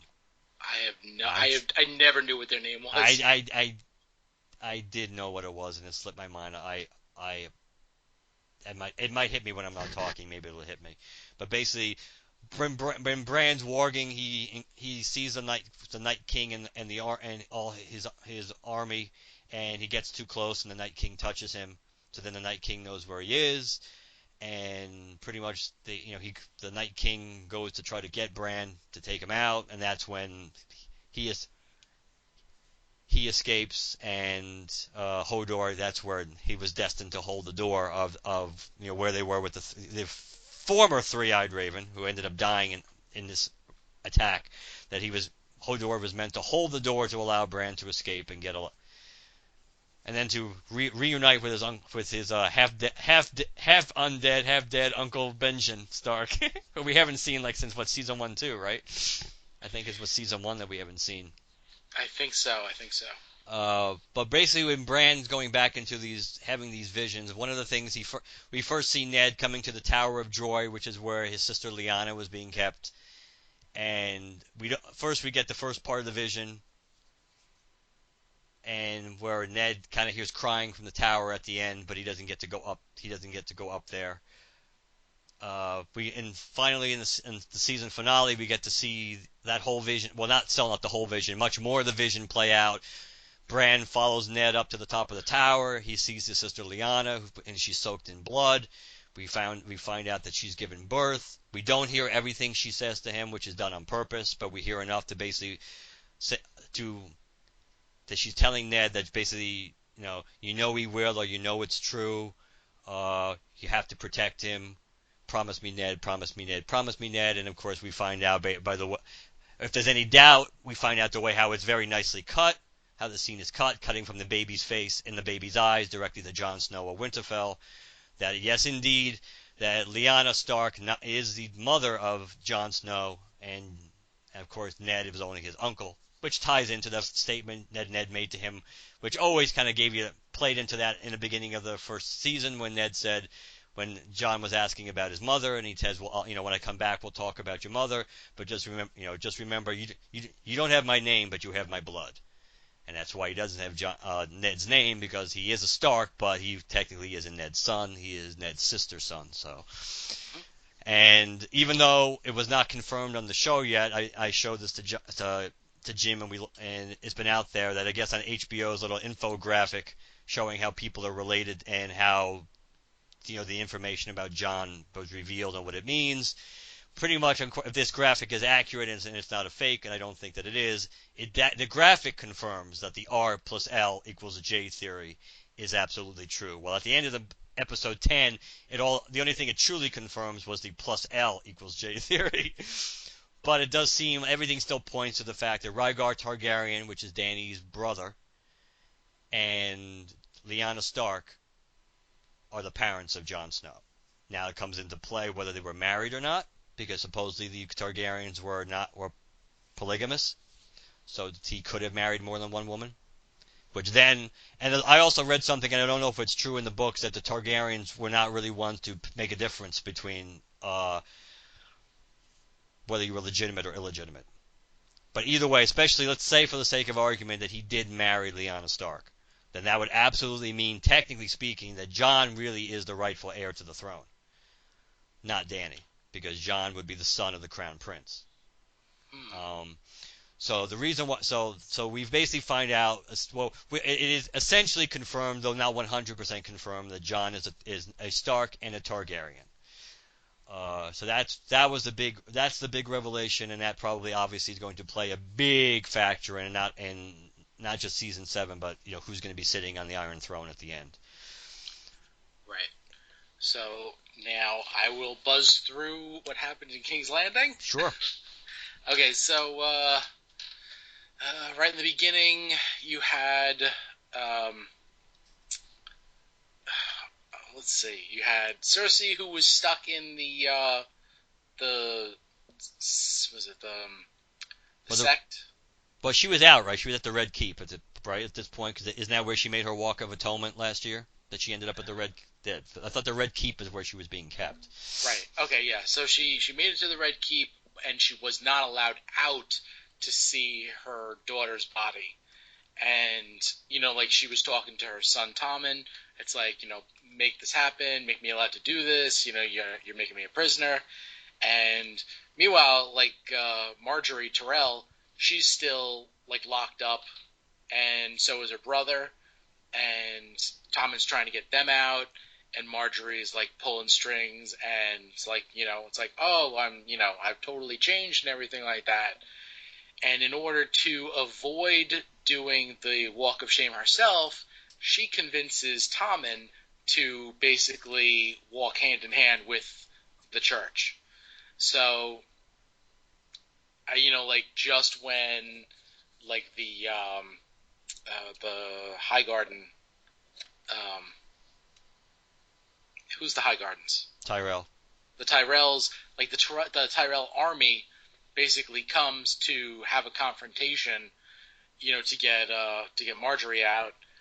Like that's when Tommen comes out and said, "Nope, don't worry, no need for that because I have aligned myself with the church," and so basically they took away the ability to take down the church with force, and they no longer had a valid reason to do it.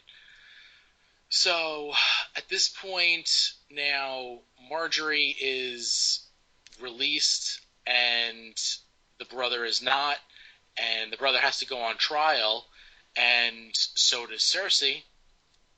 And originally it was going to be a trial by combat, which she would obviously win because she has like the zombie mountain. And then Tommen basically makes an announcement that we're doing away with, trial by combat. It's archaic and barbaric. And, like, he knows what this means for his mother. And, like, he just kind of does it anyway. So that's when Cersei, she makes arrangements. And in the final episode, we see what happens is the zombie mountain keeps Tommen in his room. He does not let him leave to go to the trial. We see Cersei getting ready, and we think that she's going to go to the trial, but she never shows up. She basically gets all dressed up to drink a glass of wine and stare out the window. Meanwhile, you've got the Sect of Seven, and like they're ready to do this trial. And okay, well Cersei's not there, but the other Tyrell, I have no idea what his name is. Marjorie's brother. Yeah, Marjorie's brother. That's good enough for now. Anyway, you know who I'm talking about. He's been in a cell for more than a season. Renly's ex-lover, if you. Yeah, that dude. So so he goes, ahead, up to the tribunal and says, "There's no need for a trial. I'm going to confess all my sins, and I'm also going to renounce my family name, and turn my back on everything, renounce everything, and what do you call it? I want to become part of, the order." And so they carve the design on his forehead, and like that's basically it. And Marjorie's like, "Well, you promised that he could leave and he'd be fine." And the High Sparrow is basically like, it's like, well, that was basically, if Cersei showed up for her, her sentencing, and she hasn't shown up yet. And, like, that's when Marjorie looks around and realizes that she's not there, neither is Tommen, and she's like, we need to get out of here, like, now, because if she's not here and she knows the repercussions, like, that means that she realizes that she's not going to have to deal with those repercussions. We need to get out right now. Too late. The wildfire goes up and destroys everybody in the that sect area. So now Marjorie and her brother are wiped out. The High Sparrow's wiped out, and a whole bunch of other people. They kill off. Was that Purcell? I think that's right. The Meister, you mean? Yeah, Meister Purcell. Yeah, I think that's his name. They murder him because he's has ties to everybody, and he's not loyal to anybody. And the Lannister cousin, who was also part of the order, he's the one, he's following these kids who are running around. They're the little birds. Yep. And he follows one down into the the cellars underneath, and he sees the wildfire, and he realizes that there's candles burning, to kind of create an old-fashioned time bomb, and he realizes what's about to happen, and just too late. So he goes up in flames too. And who's watching? From her tower, it's Cersei. So she's she's very happy. All of her enemies are gone. Well, all of her enemies except for one. Yes. Because the sister that was tormenting her in her cell, yeah, she got her, and she's chained up to a table for for torture purposes. So she'll just be able to torture her for a while, and then we have Tommen, who, seeing he basically turned his back on his mother. And then he sees his wife and his entire religion completely wiped out by his mother. He jumps out the window and dies. And it's kind of, again, going back to a point we talked about before about how Cersei really hasn't changed pretty much throughout the show, and including doing the same things over again. And she's able to get revenge or even the score with many people, but she always ends up paying a price that she doesn't foresee. You can go back and looking at her trying to get. I mean, there's lots of examples of it, but a good example of it was Tyrion, how she wanted to get Tyrion so bad for killing Joffrey that whole domino setup to fall down helped lead to her father being killed because of Tyrion. And this is the same way. She has a zombie mountain prevent Tommen from leaving, so he won't die there.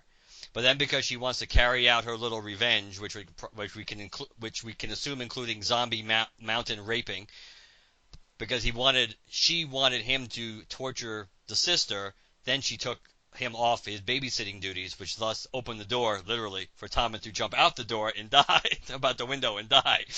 Yep. So Cersei, she does these things, and yes, so pretty much, yeah. So Tommen dies, and Cersei ends up putting her really tight ass on the throne.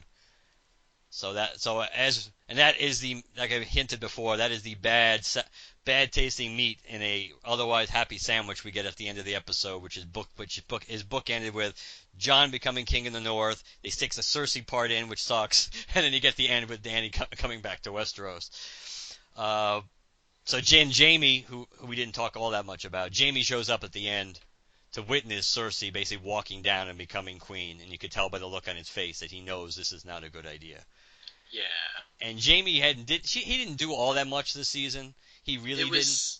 Yeah, I mean, there was a little bit with River Run and the Blackwater, and was it the Twin Cities? Whatever. There was a nice moment with between him and Brienne of Tarth. Yes, they reunited briefly at River Run when the Tullys took back River Run. The Blackfish took back River Run, and of course the Blackfish, that's Catelyn's uncle, right? I think that was Catelyn's uncle. Yes. That We haven't seen him since he escaped pretty much from the Red Wedding, but he had Right. rallied enough Tully forces to take back River Run from the Freys, who of course we pretty much, pardon the term, but we pretty much find out that the Freys are pretty much pussies without the Lannisters supporting them or the Boltons supporting them. On their own, they're nothing. Uh, so the Freys need help to get back River Run, and all this occurs right around the time that Tommen is allying himself with the High Sparrow. So pretty much on purpose, because Tommen is such a tool and gets manipulated by everybody, he pretty much orders Jaime to go take River Run back for the Freys. So that's why Jaime's gone when all this happens. He doesn't arrive till the city's already burning. But Brienne and Pod are sent to River Run to try to convince uh, the Blackfish to come march and to basically leave River Run and come and help them in their attack and their coming battle with the Boltons. And there's some nice moments with Bronn, because Bronn, who didn't appear in most of the season other than the first episode, finally gets a teeny tiny little bit of interaction at the end. And thank God he didn't go after that other hot chick he liked, because that would have been Arya, and he could have ended up dead too. Even though she has no reason to really be mad at Bronn, I don't think so. So that was Jaime's arc, and I think the only two people we really haven't touched upon at all, and we'll do it ever so well. We didn't touch about on Sam Tarly there, because he didn't do much this season either. He arrives at his father's house. We find yet another father who's an asshole on the show. It seems to be a common thread for most of them. Other than Ned, almost everybody's father is a jerk. So Ned and what? That part was pretty good. Like the Sam story was decent. Like he wasn't in a lot of it, but like yeah, he gets back. His dad's a dick, and he was gonna leave. What's her face? Like Gilly, right? Yeah, Gilly. He was gonna leave Gilly there because while he went to the Citadel to learn, and like they're so awful. He's like, you know what? He's like, you're not gonna stay here. Like, let's go. But before he leaves, he steals the priceless heirloom of the Valyrian steel sword that's been in the family for generations upon generations.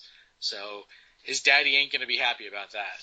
No, you would kind of suspect that there'll be repercussions that we'll actually see at some point from that little bold active rebellion there on Sam's part.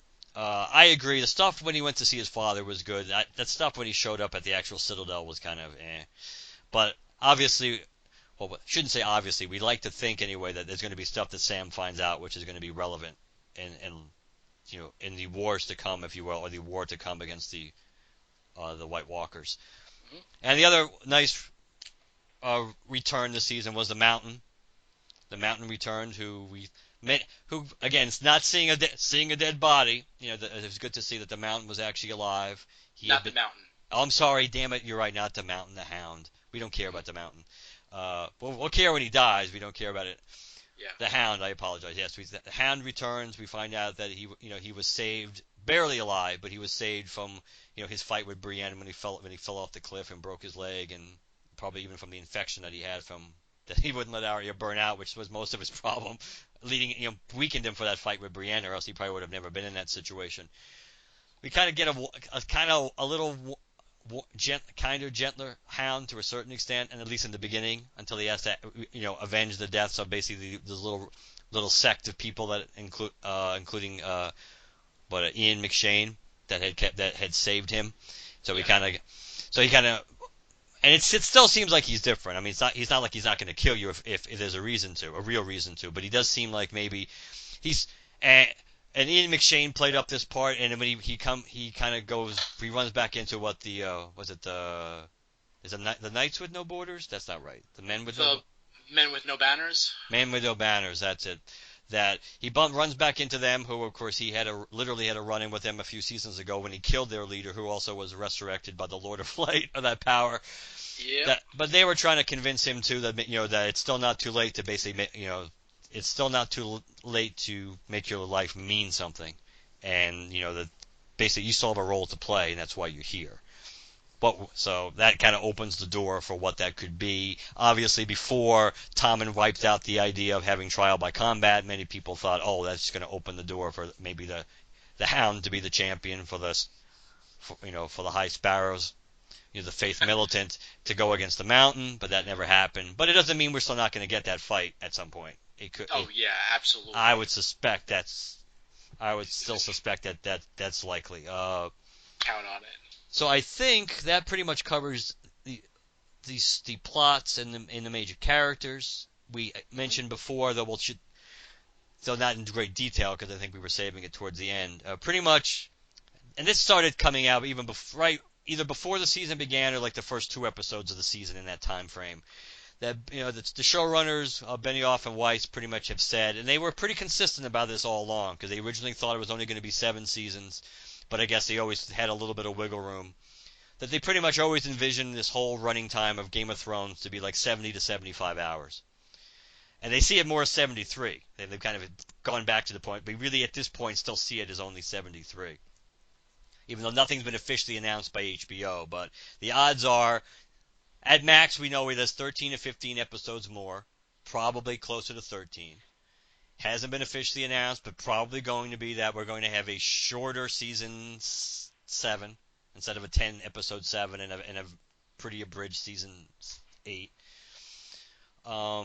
Which was interesting because I thought that might have been almost like not posturing, but kind of like a power struggle in a way, because HBO obviously would like to go on for a bunch more seasons. Yeah, well, I mean, yeah, they like the way I see it, like, okay, there's a specific story that they want to tell. Yes. And they don't want to pad it. They don't want to. You don't want to pad it, but then also like between so there's like 13, 14 more episodes, and if you did like one extra long season, and finish it all next season, I mean, like the budget, for that, the final battles and everything like that would be like so astronomical, which, so like, if you split it over 2 seasons, then you can get a lot more money for those budgets, which is why what I think is that like between 7 and 8, like I think we're going to get one like distinctly, battle for the throne, and then, the final season or whatever be the distinct battle for the North or something like that. Now the budget thing you're right about, but then you factor in that then they got to pay everybody for an extra season technically, as opposed to just paying somebody for 1 season, depending on how they're contracted. It depends on how much you're making per episode and things like that. It's all. But the reason why I said that I thought it might have been almost like a power thing is because, like I mentioned, they have been pretty consistent. That they really originally only saw this as maybe like a 7-season show. Maybe a little bit more, but they never saw it as more than that, even though HBO kind of would love it to go on 8 or 9 seasons. So I thought that was kind of their way of saying, at the end of the day, we have like 13 more hours of material. You can split it up any way you want, but you're only getting 13 more episodes. That's how I really saw it, is because of the fact that they don't. I mean, I think personally they would rather have one 13-episode final season and wrap it up, or one 10-episode season and just have it be longer, like the last couple of episodes be longer. But HBO is not going to want that. They're going to want to stretch it out. So and that's nothing more than just the way I just thought that was kind of maybe their way of just saying, hey, this is, we kind of made it clear, we had a vision, this is how long it's going to go, and so you can divide up what we give you any way you want, but you're not getting any more. Yeah. Well, I mean, like, after this is done, it's like, I don't think that this is going to be the end of this world. Yeah. Like, the Game of Thrones, I think, will be done, just because the game is over. But I mean, like, between the, additional, like, stories that George R.R. Martin has already written, for, like, the other time periods and stuff like that, and if they wanted to just cut off and do their own thing, like, set it 100 years, 200 years, 300 years in the future, like, anything like that is possible also, so. I agree. I'm sure we'll see more of it. Now, obviously, we've gone. I can't say we've gone longer than I figured. I figured we're pretty much on target. I know for Jim, we probably have gone longer than he wanted. So before we fade into oblivion, the final thing we'll leave out. We kind of touched on the moments of the season, so there's no point. Predictions. So predictions. this is our predictions time so it can be.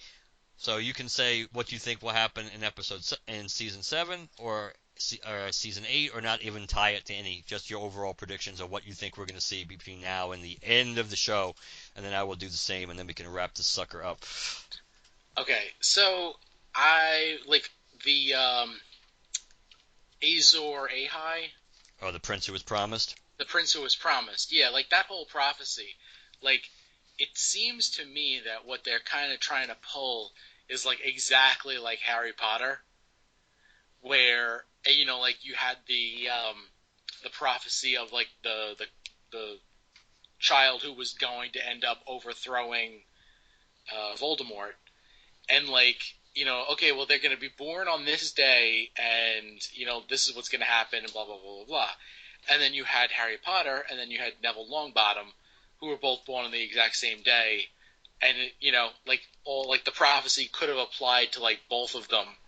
I think like both their parents were, well, his parents like I think were made crazy or like something like that, but like there were a lot of like comparisons, so that while you're reading all this book about Harry Potter, there was still a slight chance that the prophecy was never actually about him.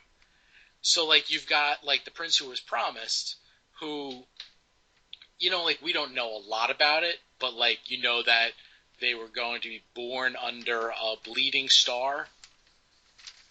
And like, and so like there's different things where like with Jon Snow, like I was reading the Nerdist, and they were basically saying how like the Sword of the Morning, Yes. when like he died and like Ned like grabbed his sword, and which is Dawn, Yes. which is made from the heart of a fallen star. And, so like it's like it's bloody from killing the guy. So like they've got like this bloody star like at the bed where Jon Snow is born. So like you have that tied to the connection, and then with Daenerys, like when she was reborn in the fire, like you had the red comet going above. So like that could be the red star. Like, and then the other thing is we don't. Oh yeah, Phil. So my theory is that Tyrion is also Targaryen. a Targaryen. It's possible. Yeah, because like Tywin has mentions like you're no son of mine, and the other big thing is that Jon Snow,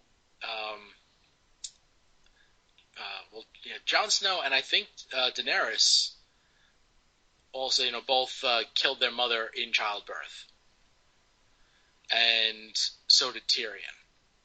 So I mean, like most likely Tyrion is also a Targaryen. But can they prove it though? That's the only thing in the story. Unless there's going to be Bran's going to be the all-purpose proof of everything for the audience. Can they? I agree. I think it's likely, but I are very possible. Maybe not likely, very possible. Well, I mean, there's somebody who's basically traveling with them who could let them know, and that's Varys. Varys. Yeah, because he was the Master of Whispers. That's true. So and also, Aerys Targaryen, Aerys II Targaryen, the Mad King, he did have a thing for Tywin's wife. So I think there's like implications that they might have actually had more of an affair than just just one that produced a child. Like they may have carried on for a while. So yeah, but I mean, like, we don't know any of the details around Tyrion's birth. So like in the next season, we may get information that he was born under, a bleeding star also. So like like there's all that kind of stuff. I think that stuff's interesting. What you call it? The former Meister from the Wall, Aemon, Master Aemon. Yes. He was a Targaryen also, and yes. everybody just kind of forgot that. So, and like he like commented about how like there's she's gonna need 3 heads of the dragon. I should be there to help guide her. And like 3 heads of the dragon. Like, okay, so we just confirmed that Jon Snow is a Targaryen, and most likely Tyrion is a Targaryen. So, like right there, you're gonna have your 3 heads of the dragon. So I think it's basically gonna be the three of them, like on top at the end.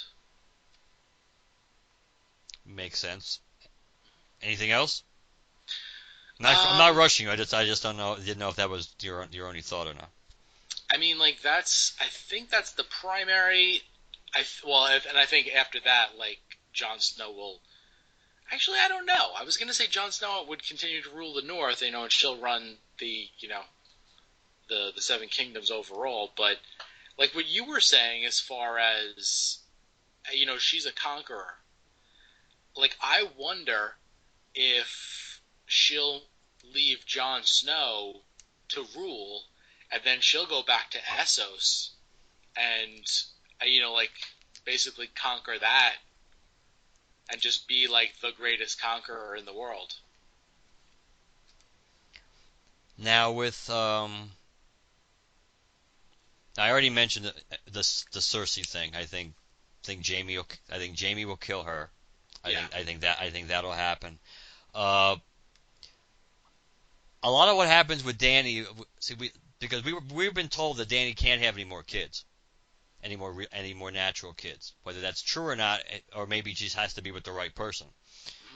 But if it's true that Dany can't have any more kids, then that kind of, to me, that answers the question that she can't be sitting on the Iron Throne at the end, because if so, I mean, I guess you can do an ending in which she's on the Iron Throne if she's already named Jon as her heir, that Jon will carry on after she's gone. But if other than that, if she can't have any more kids, then she's not gonna that she's either gonna have to die.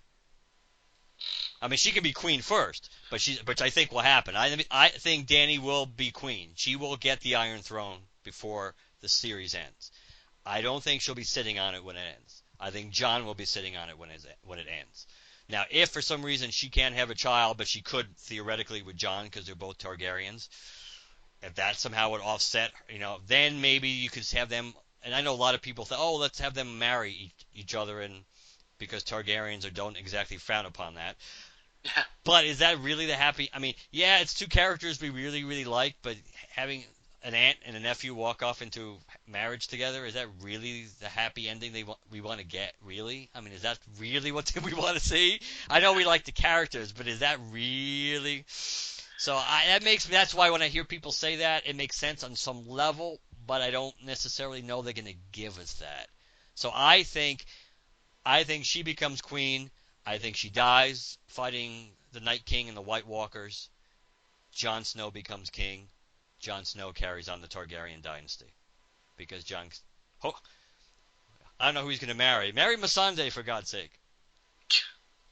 And the reason why I don't think Tyrion is always there's a chance, but don't forget, again, words tend to mean things in these stories, and Tyrion himself had said, like in the promotional material for season 5 when they were having his discussion with Varys, he said, I will never sit on the Iron Throne, but that's when Varys said to him, no, but you can help, you could basically help someone else climb up those steps, and that was his way of and pushing them towards the alliance with Daenerys. Right. So I don't think Tyrion will be on the Iron Throne. Tyrion could still end up being hand to the king. Still, he could be hand to Jon. Or if Davos survives, he could be hand to the king, which would kind of be appropriate too, since he was hand to Stannis, and if Stannis had ever taken the throne, he was going to be his hand to the king. Yeah, I don't see Stannis making it to the end. You mean Davos? Davos. Yeah, I don't think so too. I think Davos, unfortunately, I mean, he's a great character. But he'll die. I agree. So probably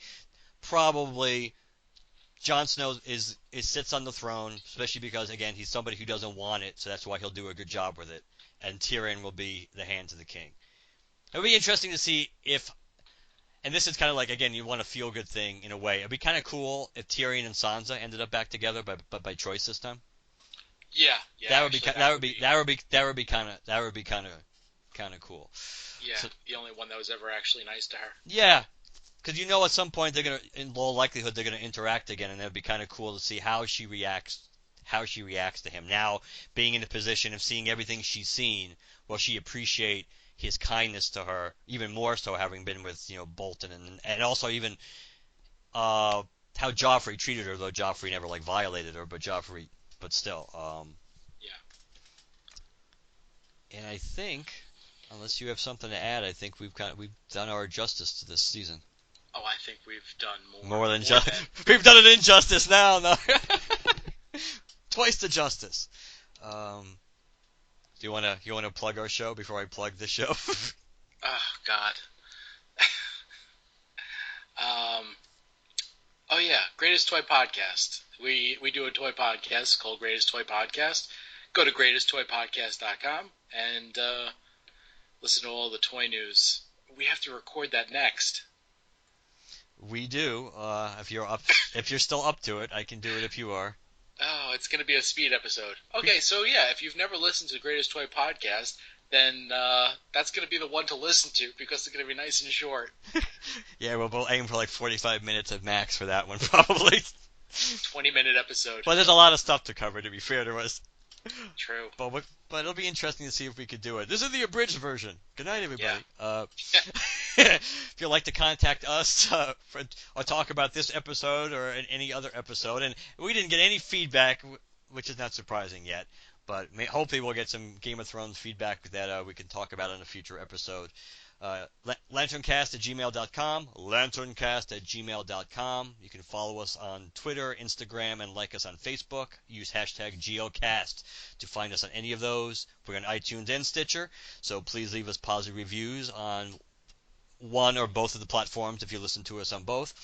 Last but not least, if you'd like to leave us a voicemail, 708-LANTERN, 708-LANTERN, and let us know what you think.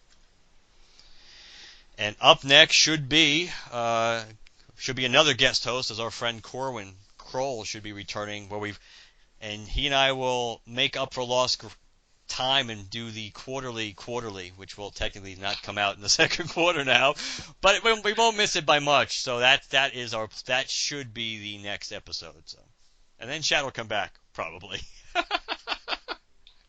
Sounds good. All right.